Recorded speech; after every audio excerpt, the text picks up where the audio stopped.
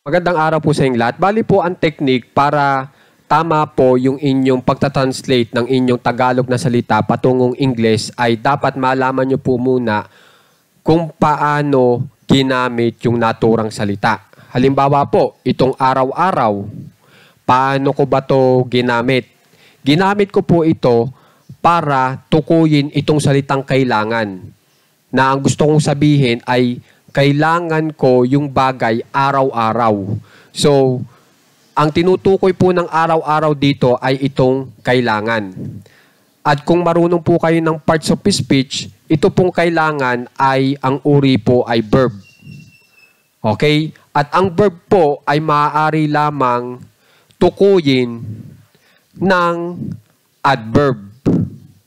So, ang ibig lang sabihin, itong araw-araw ay ang uri niya ay adverb. Okay?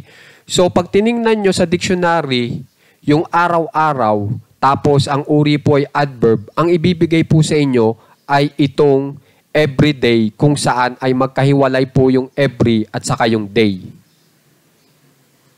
Okay? So, na-translate ko po itong araw-araw sa tamang pamamaraan. Na-translate ko po ng everyday na magkahiwalay po yung every at saka day.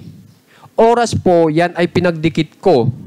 Tapos ang tinutukoy nitong everyday ay itong need o kailangan, mali na po ako. Kasi yung magkadikit naman po, ang kanyang gamit naman po ay adjective. Ito pong nasa baba. Pag magkadikit po, ang gamit niya ay adjective. Ibig sabihin ng adjective, tinutukoy niya naman ay ang uri ay noun. Halimbawa po, ito.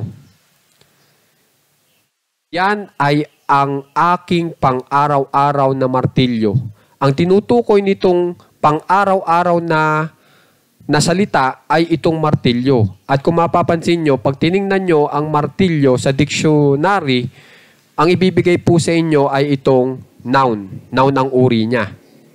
At ang may karapatan po para tukuyin ang noun ay adjective. Kaya, sigurado ako na itong pang-araw-araw na ay isang adjective. At pag in-English nyo po yan, tas tiningnan nyo sa dictionary, ang uri ay adjective, ang ibibigay naman sa inyo ng dictionary ay itong everyday, na kung saan ay magkadikit yung every at day. Okay? So, ganyan po yung tamang pagta-translate po ng inyong Tagalog na mensahe sa English. Okay? At saka binibigyan ko na rin po kayo ng leksyon patungkol sa everyday. Yung magkahiwalay at hindi magkahiwalay.